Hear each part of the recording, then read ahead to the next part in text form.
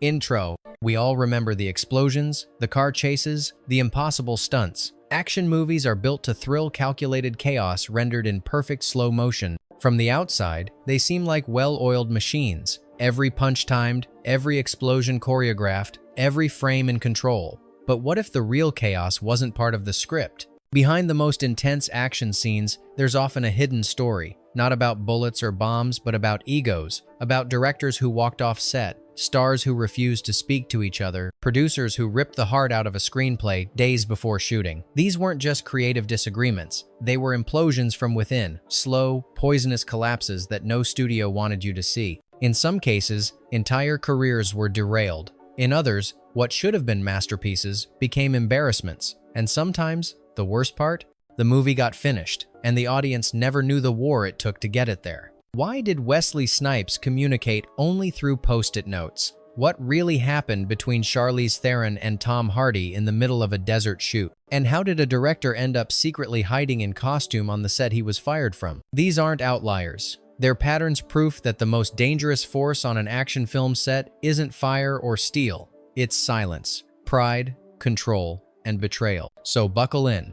Because this time, the enemy wasn't a terrorist, a killer cyborg, or an alien invasion. The real enemy was sitting in the director's chair. Let's dive into 15 action movies that were sabotaged from within and the secret battles that nearly killed them before they ever made it to the screen. Fact 1. Blade, Trinity, 2004. When the lead actor stops speaking, something's already broken. By the time Blade, Trinity entered production, the franchise was already a juggernaut. 2 films in, Wesley Snipes was Blade not just on screen, but off. He was the face, the producer, and the myth behind the character. But for the 3rd installment, something snapped. Snipes reportedly became so disillusioned with the production that he stopped communicating with the director and crew entirely. He remained isolated in his trailer, refused to make eye contact, and only responded via post-it notes signed Blade. According to multiple accounts, tensions between Snipes and director David S. Goyer escalated from creative disagreements to complete shutdown.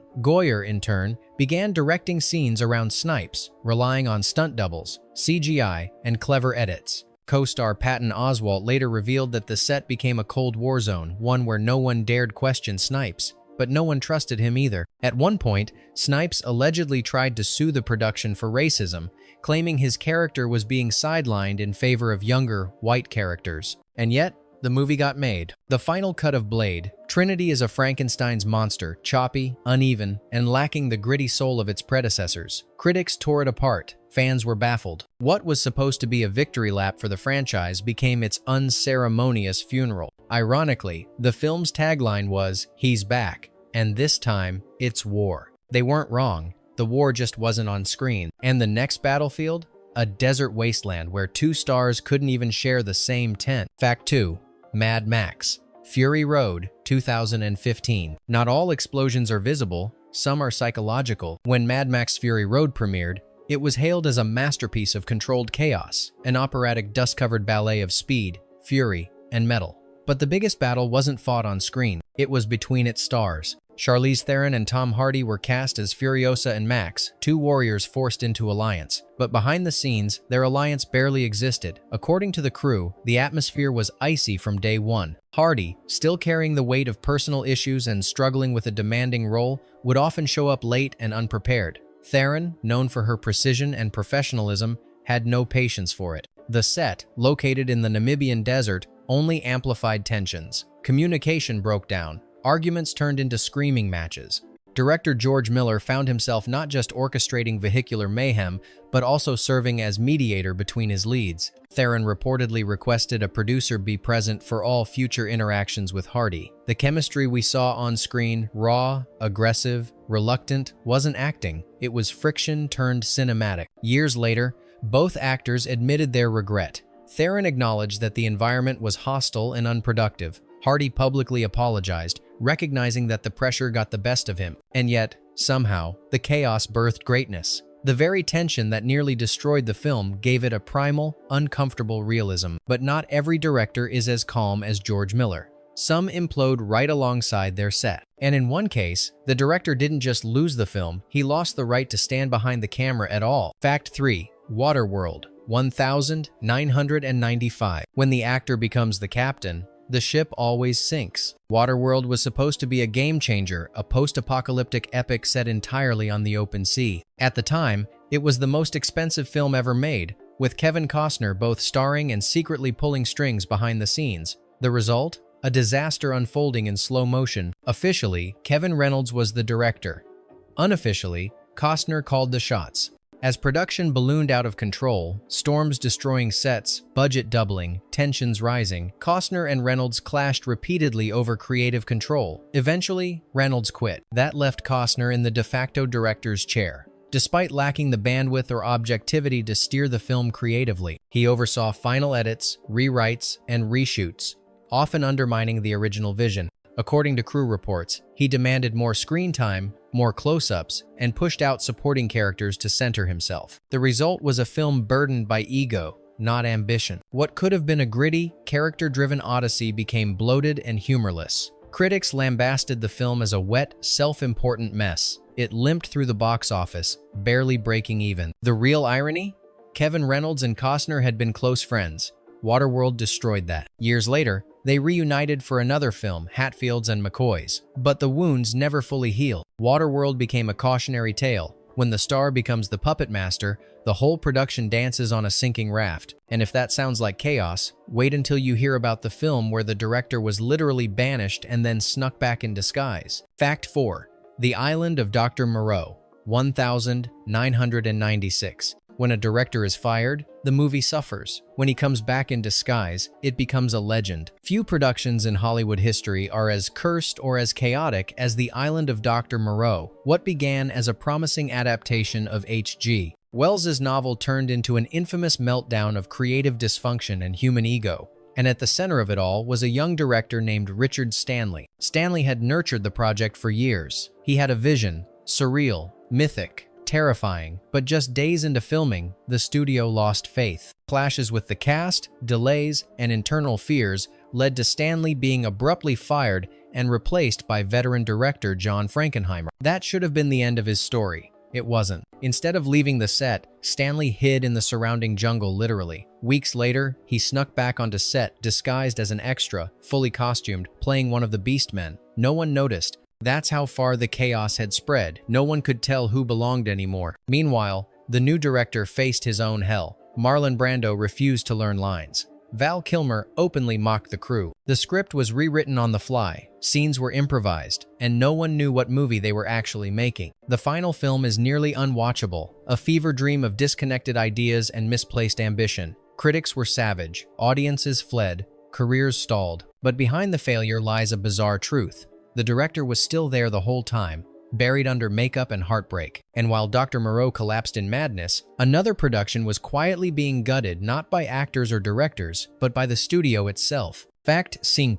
Suicide Squad 2016. What happens when the final cut belongs to someone who didn't direct the film? David Ayer had a vision, a gritty, grounded, psychologically dark take on supervillains. Suicide Squad wasn't meant to be fun, it was supposed to be dangerous. But after the commercial failure of Batman v Superman, Warner Brothers panicked, and then they took over. According to Ayer, the studio ordered extensive reshoots, demanded a more humorous tone, and even hired a trailer company to recut the film. Yes, a trailer company. The result? A Frankenstein's monster of clashing tones, broken character arcs, and a plot that seemed assembled from leftover footage. Jared Leto's Joker was heavily promoted, then nearly cut from the film. The villain changed mid-production. Key scenes were removed entirely. Test audiences were confused. Critics savaged it, and fans demanded to know what happened. Behind the curtain, Ayer was heartbroken. He released public statements calling the final product not his movie, and joined a growing movement online calling for the release of the Ayer cut. But Warner Brothers never budged. And so, Suicide Squad remains a cautionary tale not of artistic failure, but of corporate fear smothering creative voice. The movie was sabotaged not by actors, not by on-set fights, but by the very people who paid for it. But the next film? That one was gutted from the inside and then rebuilt entirely without its original director's blessing. Fact 6. Justice League 2017. 2 directors, 1 movie, no soul. Originally, Justice League was meant to be the culmination of Zack Snyder's dark, operatic vision for the DC universe. But tragedy struck mid-production when Snyder stepped down after the death of his daughter. Into the vacuum stepped Joss Whedon, director of The Avengers, known for his lighter, quippier tone. What followed was not a handoff, it was a takeover. Whedon rewrote massive sections of the script. He reshot entire scenes, added jokes, changed character arcs, and trimmed the film's darker, mythic sensibility into something that resembled a sitcom with capes. The studio set a tight deadline.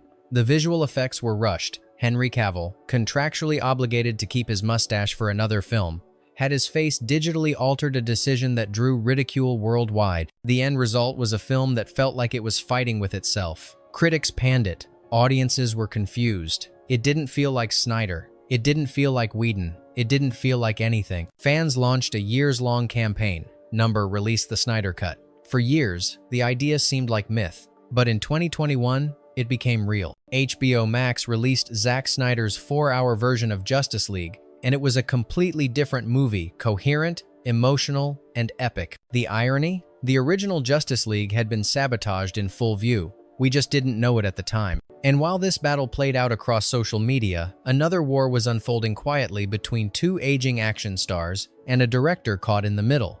Fakt 7. Tango, Cash, 1989. What happens when two alpha males share the same frame and neither wants to blink first? Tango and Cash had everything going for it. Two of the biggest action stars of the 80 seconds, Sylvester Stallone and Kurt Russell, playing mismatched cops in a buddy cop showdown. On paper, it should have been effortless fun. On set, it was anything but. The tension started early. Stallone, known for his hands-on approach, reportedly clashed with director Andrei Konchalovsky over the film's tone and pacing. Stallone wanted it slick, fast, and funny. Konchalovsky leaned more toward gritty realism. Eventually, the disagreements reached a boiling point, and Konchalovsky was fired halfway through production. Multiple directors stepped in to finish the shoot, including Albert Magnoli, brought in by Warner Brothers to deliver something they could actually release. But the damage had been done. The film became a patchwork of conflicting visions, with tonal whiplash from scene to scene. To make matters worse, Stallone and Russell were said to be competing for screen time, constantly adjusting shots to favor their side. Editors were reportedly forced to trim scenes to keep the fragile balance. Despite the chaos, the film turned a profit, but it never became the franchise Warner Brothers hoped for. Behind the high-octane action and quippy one-liners was a battlefield of ego, insecurity, and studio interference. It remains one of Hollywood's classic almost stories, almost great, almost iconic, almost the start of some. But not every production implodes because of its stars. Sometimes, the trouble comes after the cameras stop rolling, when a superstar decides the movie needs to change and forces it to happen. Fact 8. G.I. Joe. Retaliation. 2013. When Dwayne Johnson joins your franchise, he saves it or he owns it, sometimes both. After G.I. Joe, The Rise of Cobra, disappointed fans and critics alike, Paramount turned to Dwayne "The Rock" Johnson to revive the franchise. He came in swinging as Roadblock, promising to bring a new energy and direction, but once he arrived, the rules changed. The film was shot and slated for a summer 2012 release. Trailers were cut. Posters were printed, but just weeks before release, Paramount pulled the movie from the schedule, citing the need for 3D conversion. That was only half the story. Insiders claimed the real reason was Johnson's dissatisfaction. He reportedly wanted major reshoots to beef up his role, especially after Channing Tatum's character Duke was killed off early. The studio agreed, and nearly 70% of the film was re-edited, with Johnson's character taking center stage. Director John M. Chu, fresh off dance films like Step Up, was caught in the middle. His original tone and pacing were overhauled to fit Johnson's star power. The result was a movie that didn't resemble what had originally been shot. By the time it hit theaters in 2013, Retaliation felt like a strange hybrid part sequel, part soft reboot, part rock vehicle. Critics noticed. So did fans. It made money, but the soul of the franchise never recovered. Sometimes, bringing in a savior means rewriting the entire story, whether it fits or not. And that brings us to a film where rewriting didn't just damage the story, it completely erased the director's vision before a single frame was shot. Fact 9.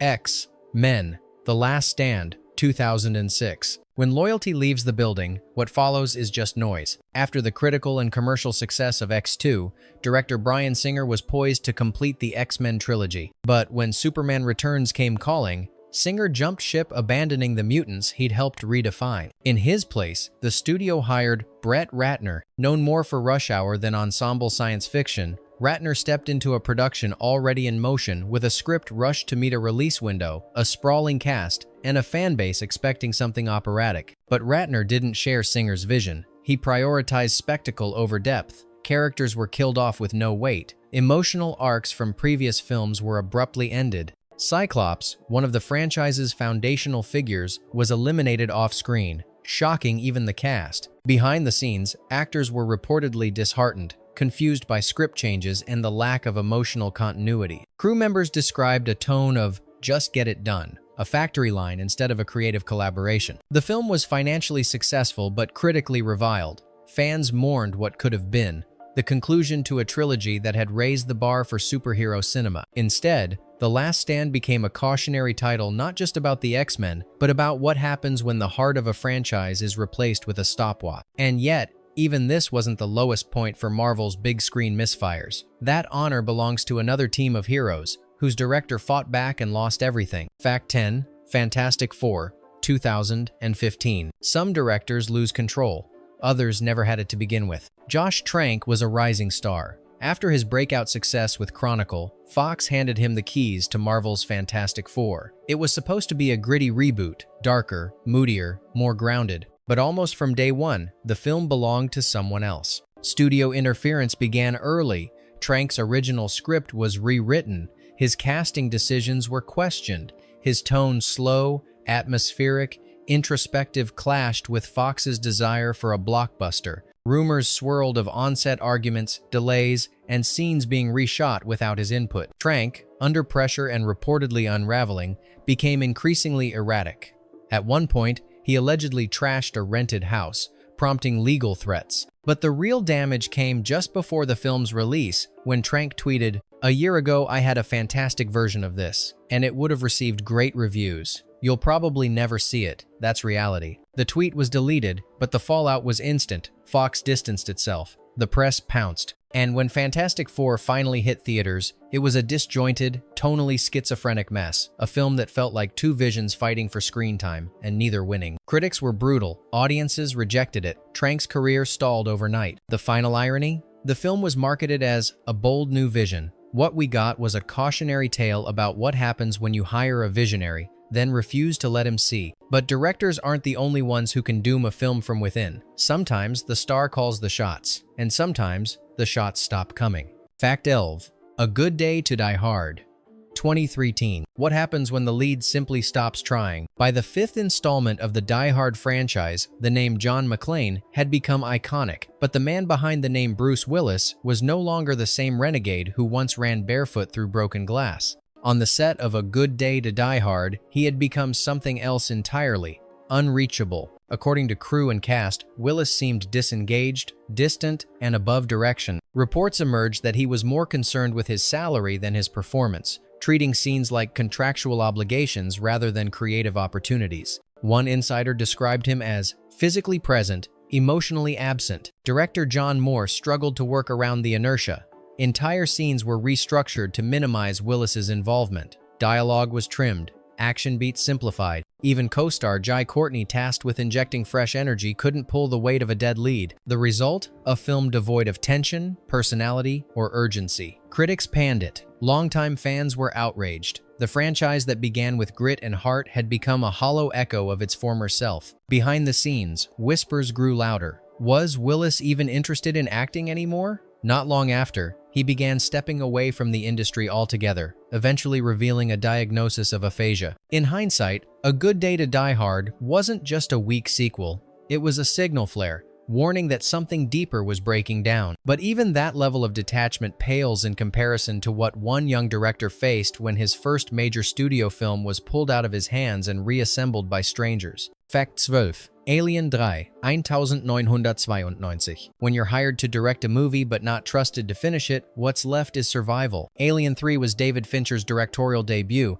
and it nearly destroyed him. Hired to follow up Ridley Scott and James Cameron's iconic entries in the franchise, Fincher walked onto set with no final script, no control, and no chance. 20th Century Fox began interfering from day one.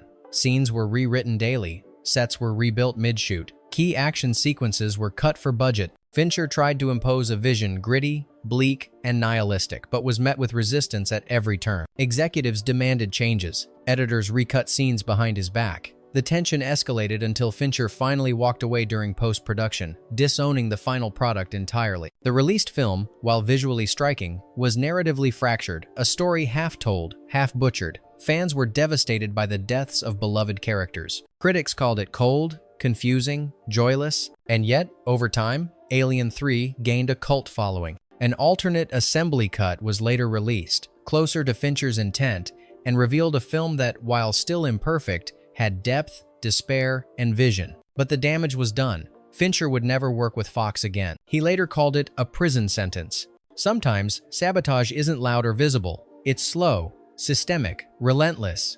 But in our next case, the sabotage wasn't quiet. It was a full-blown turf war between aging legends and the studio caught in the crossfire. Fact 13. The Expendables 32014. Too many legends in one frame, and no one willing to share the spotlight. The Expendables franchise was built on nostalgia, aging action heroes teaming up for one last glorious bloodbath.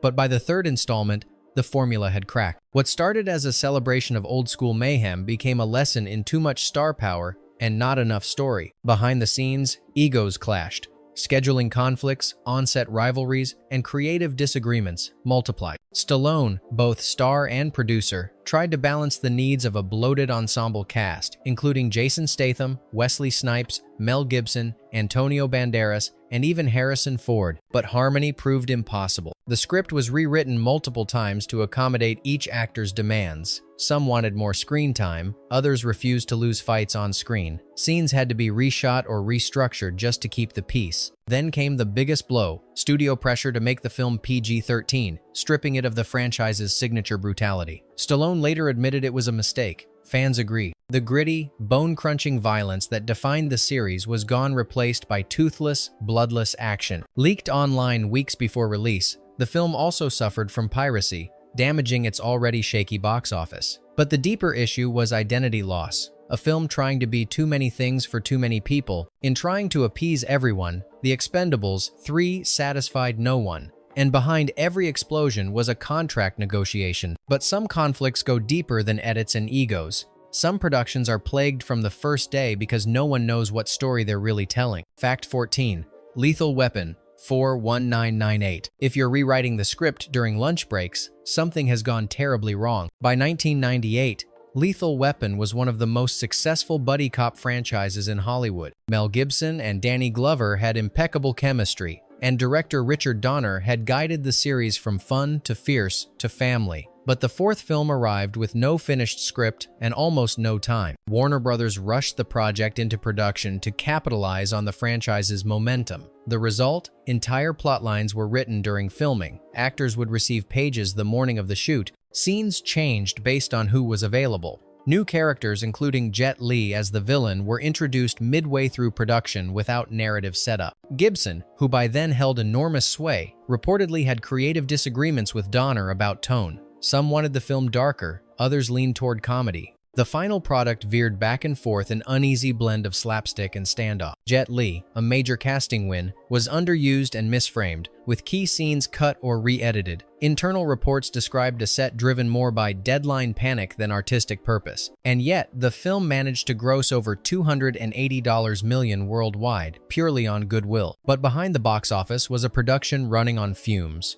The franchise ended not with a bang, but with a shrug and a pile of crumpled script pages no one had time to revise. Still, at least the director remained in control. In our final story, the director didn't lose control. He gave it away willingly.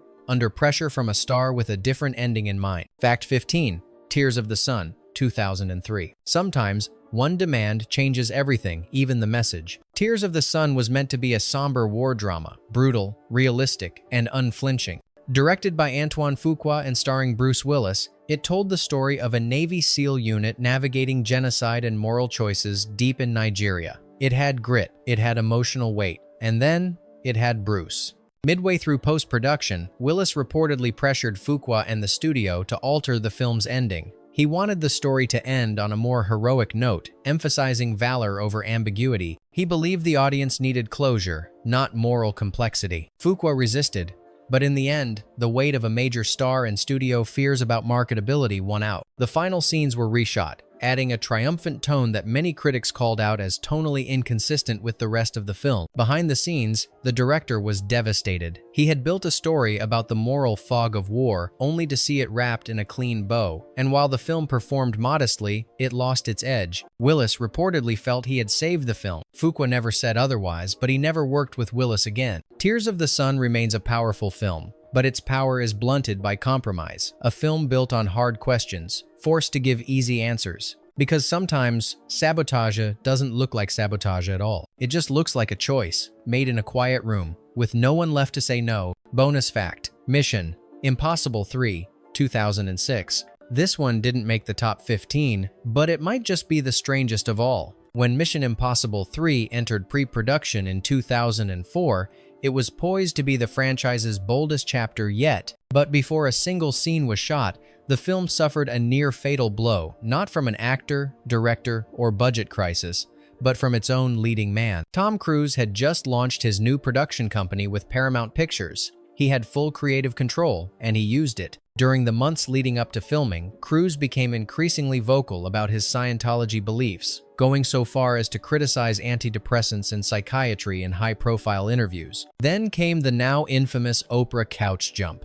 Cruise's erratic behavior dominated headlines, shifting the public perception of him from action hero to tabloid spectacle. Behind the scenes, Paramount executives panicked. Concerned that Cruise's image would damage the film's box office, they pulled marketing budgets, scaled back international press, and considered delaying the release altogether. Director J.J. Abrams, in his feature film debut, was caught between two forces: a studio losing faith and a star unwilling to step back. Remarkably, the film was finished, and it was good. Critics praised its tone, pacing, and villain, but the damage had already been done. Mission Impossible 3 underperformed compared to expectations, and Paramount publicly severed ties with Cruise shortly after. The irony?